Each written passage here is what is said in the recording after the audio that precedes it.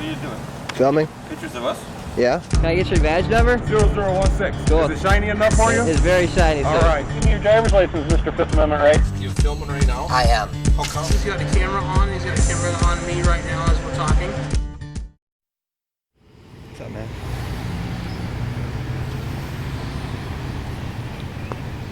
You don't mind if I film this for your safety, do you? Okay. All right.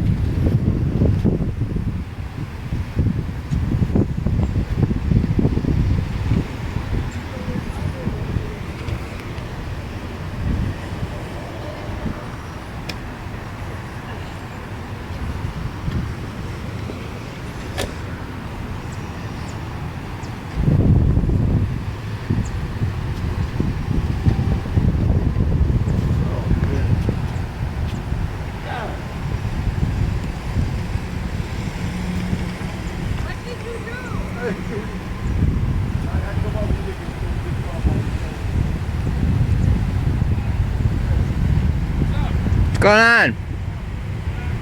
Not much. You guys. Well, there's an unarmed black man here. I'm kind of worried about his safety. Worried about James' safety? Yeah. No reason. We know James. He's a good guy. Well, then you should have no problem with me filming. There you go. All right. Why are you worried? Never know what's gonna happen, man. Well, a lot. African Americans are the #1 people to get police brutality. Not here. You want a selfie with me, man? I like your shirt. Yeah, you want to see the back of it? Yeah. Huh. You want me to get closer so you can take a picture of it? Eh? Eh. See, he gets a citation. Went to the Cop Watch conference out in New York City and stuff. I actually don't have a phone number anymore. I'll give it to you.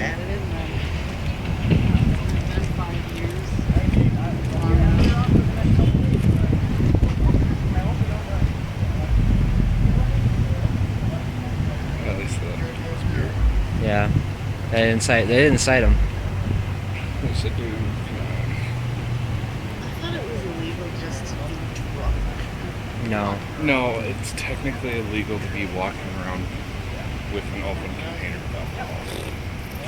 Technically, it's like rare. Thanks for not citing him, man. No victim, no crime. Thanks for staying back. For sure.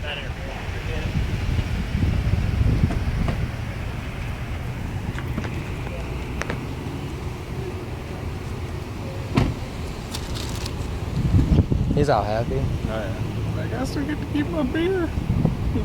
Now sometimes this camera can change the outcome of it. You know, it's from someone getting arrested and abused to, oh, there's a camera here and I'm gonna be cool. You know. So. I thought about doing it. Huh? You want me to come closer so you can get a photo? CopBlock.org. If you got a pen, I can give you our local Facebook.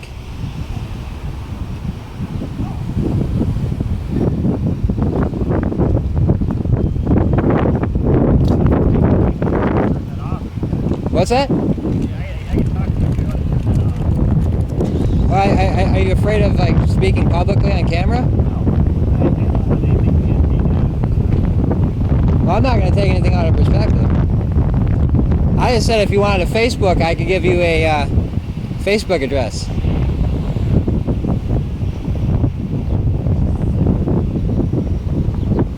I'm just here to hold everybody accountable. You, me, everybody. I'm sure you have a camera in your car too, right? So we're both held accountable. Yeah.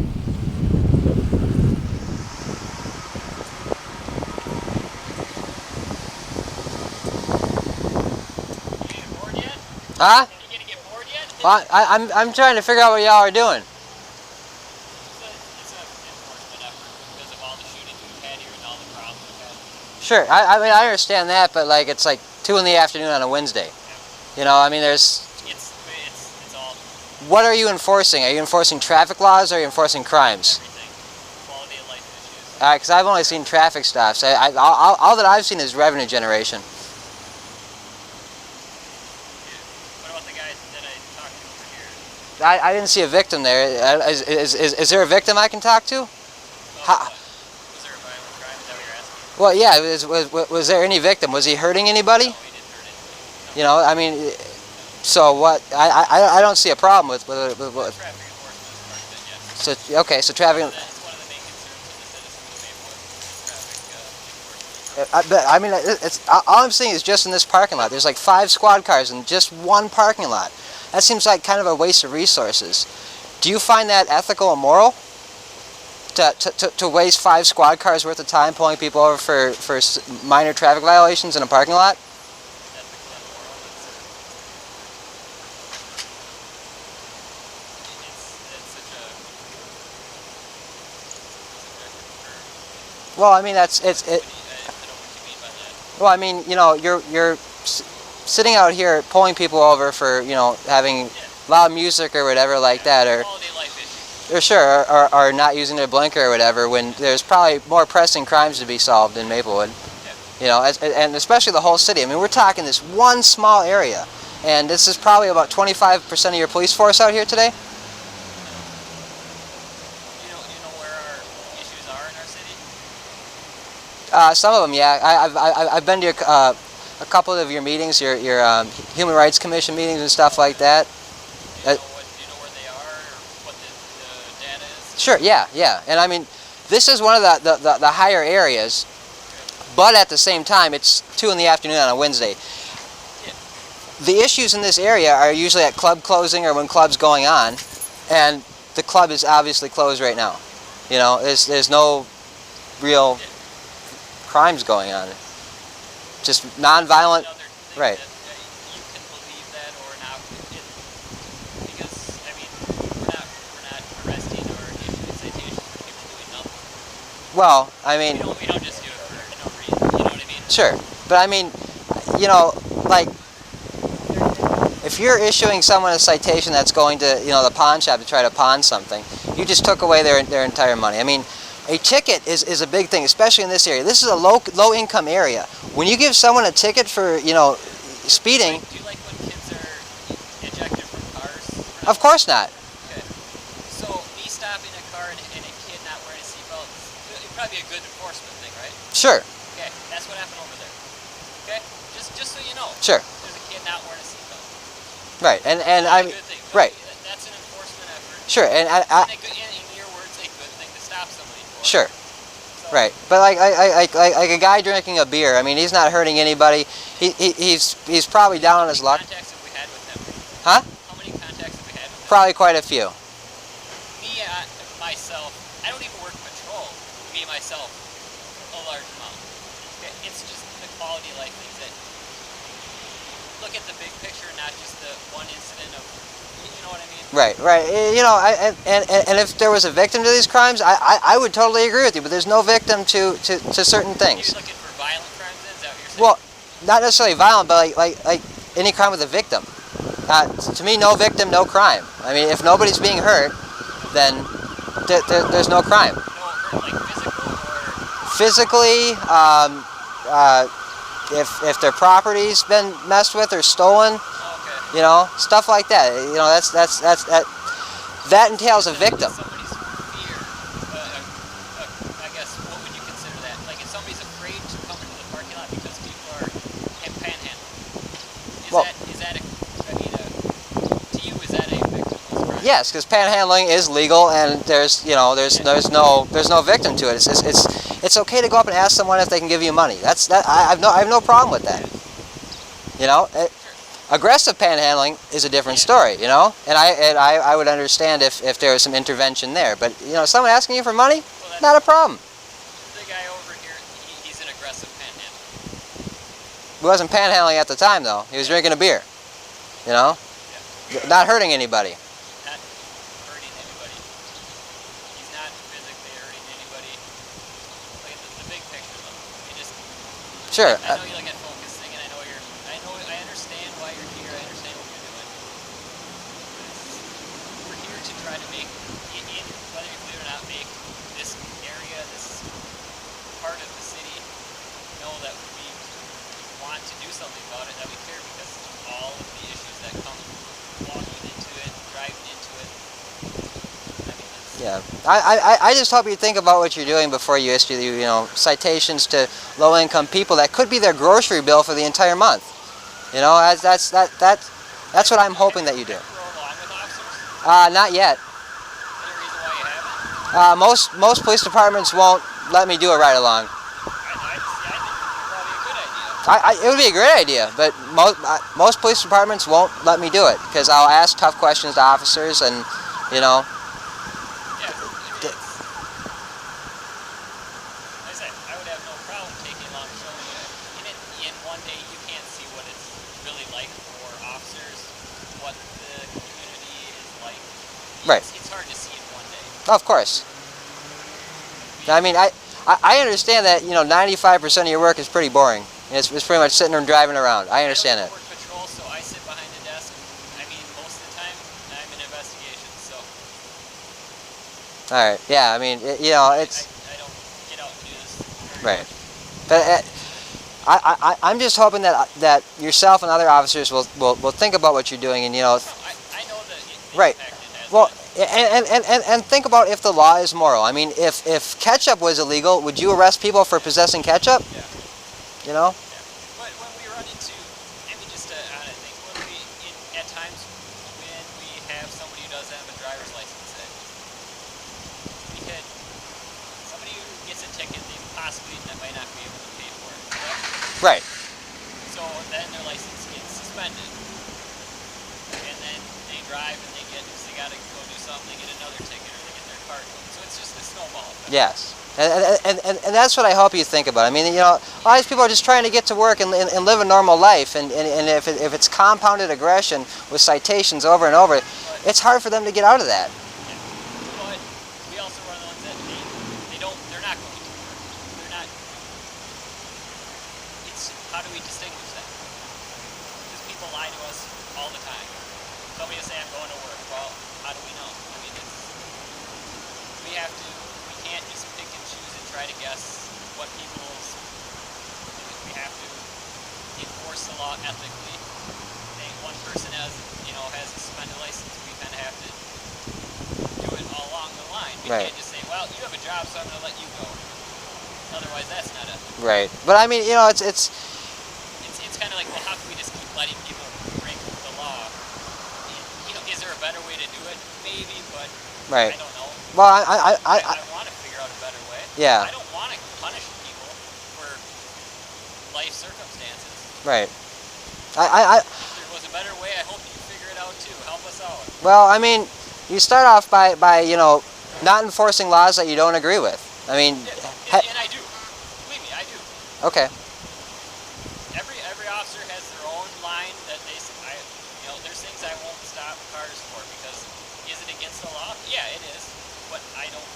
That's my line. I don't believe it's an ethical thing. Sure. And I mean, I appreciate that as a citizen. I think that's great policing. I mean, not everything should be a crime. There's so many laws in the books, and it's ridiculous. I mean, I read some statistic that the average person commits 3 felonies a day without even knowing, and that could be true. So I'm just hoping you're out here doing it ethically and not just pulling over everybody for everything just to generate revenue for the city. It doesn't make a difference. In reality, it doesn't make any difference in terms of revenue to anybody. We don't see the revenue that citizens think we do. Obviously, you hear the term fundraising, and you use it. Yep. Are we making out to make money? No. It's not our goal. As Well, much as people believe we're not out. It's not done at the last 2 days of the month. No, not like that. But I mean, it is part of your city's budget. They have a budget for fine revenue generation. Yeah, I'm sure they get something from it, but it's not, you know, if there a better way to do it in terms of getting people to, you know, the statistics of getting people to stop that behavior of driving. You know, as my partner, who's a traffic officer, said studies have shown that it takes 3 citations to get them to change the behavior. Right. Well, 3 citations. I hope you're giving more warnings than citations, because sometimes that's all it takes, you know. Yeah. I mean. Yeah, for a lot of people it is. But right. And look at, right. well, driving record isn't pages and pages long. Well, yeah. Then we look at it. Right. And there's also unintended consequences, like if you pull someone over for speeding, their insurance is going to go up. If you issue someone a ticket for a small amount of marijuana possession, you know. How many people, what percent of the population do you think has insurance? It's probably less than I think. I'd probably say out of the drivers, it's about 70%. That do? Huh? That do have insurance. Am I wrong? I we could probably do a study for, I mean, I could stop, you know, everything's not, obviously not the same every day, but I Right. could stop 10 cars and 9 of them will be not have insurance. Okay. I mean, yeah. I mean, sometimes I forget mine. You know, it'll expire. I'll get the new one in the mail. It'll be left on the table. I mean to put it in the car, so they could have it. It's hard for us to know because a lot of us say they do, but don't. Some say, Right. you know, But man, I just hope you think about, like going back to the small amount of marijuana possession. If you issue someone a ticket for that, now they have a hard time finding a place to live, hard time with student loans. You know, they have that on their record when they go to apply for a job. It looks horrible. I mean, stuff like that. I mean, it's a difference between dumping it out and sending them on their way and a little bit scared or shook up, or ruining future chances down the road for them. And stuff like that, I hope you think about. yeah, I mean, and some, you got to balance that with personal responsibility and doing the right thing. When it's, you know, drugs, whether it's marijuana or not, we know it's not right. Right. Yeah, I'm not saying give the dude that's selling crack to 10-year-olds a break. That's not what I'm saying at all. What I'm saying is, you know, weigh it out, man. You know? I know what you're saying. So. There's arguments both ways. And if there was a perfect way to do it, you wouldn't be here and we wouldn't be here. And Yeah. so we're out here for a reason. We got, you know, you're recording, but we're recording as well. Right. Ourselves. We're recording the cars, we're recording with this. We know there's cameras all over in here. Sure. I mean, we're not hiding anything. No. No. Yeah. We're doing it. Right. And you're obviously not. I mean, I've had officers that I've recorded, you know, shine their light in my camera and try to block me. You're just like, hey, I'm here. You know, and I appreciate that. You know, so. Trying to hide it. No, and I'm not either. I know I'm being recorded. I don't care. You know, this is, you know, I'm out in public. This is me. I don't really, you know, I'm not doing anything wrong. And if you're not doing anything wrong, you're not afraid of it either, right? Exactly. So. That's what I try to say. It's like, you're going to be kind of bored out here because Yeah. you may not improve some of the things we do, but we're not going to be beating people. And No, I wouldn't think. No, it's like I said. It's 2 o'clock on a Wednesday afternoon in broad daylight in the park. Yeah, that stuff's not going to happen. It's just, I don't know. I want to capture this as, you know, the revenue generation to me is the big thing, because that's all I'm seeing. typically do, I mean, is this like a company? Is this just like your personal? It's a decentralized project. I am one of the activist leaders in Minnesota CopBlock. You can find us on Facebook at Minnesota CopBlock on Facebook. And our goal is just to hold officers accountable, teach people about their rights. You know, I do a lot with a lot of organizations. I teach cop watch classes and stuff like that to local community members on how to, you know, record interactions with the police ethically and safely, because I'm looking out for my safety and the people I train safety, and as well as your safety. You know, I want you guys to be safe. Like I stood back and everything, you know. That's why I say I appreciate it, because a lot of times when we run into people, they want to be right here and Right. there, like step back, like I don't have to, and that's when it becomes Right. a huge issue. No. Yeah. Like, do I care if you're there recording? No, you're not Right. causing Well, anything wrong. Let me ask you this: how far away should a person be when they record you? I train at like 10 to 15 feet. You know, it's every situation is going to be Sure. different depending where you're at. Right. Yeah. Use your head. Right. I mean, something like this, it's you know, not a big deal. But if you're like wrestling with the guy, then I'm probably going to back up a little bit more, just because, you know, it's an odd situation then. So, but no, I was just curious about your opinion on that, because that's how I train. So. No, and even, you know, kind of like what you're obviously here for a reason or not. A lot of times we just don't know who we're dealing with. Sure. So we have that fear in the back of our head of who are these people? Are they with that? You know, are you with that person? Obviously, you're kind of, you're not in a uniform, but you're kind of in a uniform Right, to some and extent. So we know right. who you are, what you're doing. Right, and that's why I wear stuff like that. It's to give you the idea. Some people still don't get it, but I'm glad you got it right away. It's like, yep, I filmed the police. Yeah, that's, I had to take a picture. Just Well, that's not a problem, man. My name's Andrew, by the way. yeah, I'm Derek Fritze. Okay, very cool. I'm one of the detectives, but helping out with this Sure. today. How long are you guys gonna be out here for? Today or in general? Today. Probably until the end of the evening. Wow. I mean, typically we're doing this until these places close. Wow. So is this enforcement going on for like a while? It's a couple week project. Wow. That's how serious it is. Like, one of my cases is a homicide that occurred right there. Yeah, with that the club thing, right? Oh, No? it's the liquor store. That one. That was way before. And then we had another one that was right here. Yep. We Did have our share of issues. did they ever catch the guy that shot the guy outside the liquor store? There's been no charges yet. That's sad. No. Yeah, Hopefully. better time. Yeah. But so Alright. we have our share of problems. Every Serious. city does. Yep. So. But All right. we don't want them. Well, I'll let you get back to your enforcement. And hey, I appreciate you wearing your seatbelt. Yeah. Yeah. I always do. Yeah. I don't know if you heard about the thing in St. Paul or not, where the officers were caught not wearing their seatbelts. So I'm sure it happens everywhere. Yeah. If I'm gonna make people do it, I need to do it too. I appreciate that. And yeah, that's one of my big things. It's like, you know, not using blinkers and stuff like that. If I see a police officer not using a blinker or, you know, speeding, it's like, well, why can't I do that? You know, it's you know, it's like a badges grant extra rights thing sometimes. And I appreciate you know, following the law as well as enforcing it, you know. And it's another thing that I would, if a car is speeding and I'm going faster than them, there's no way I would pull them over. No, that's fair. Yeah, no, that's fair. That's very fair. That's really what we can expect from our officers, you know. So. Enjoy the weather, at least it's nice out. Yeah, you too. All right, take care. If I end up on YouTube, I'm going to be upset.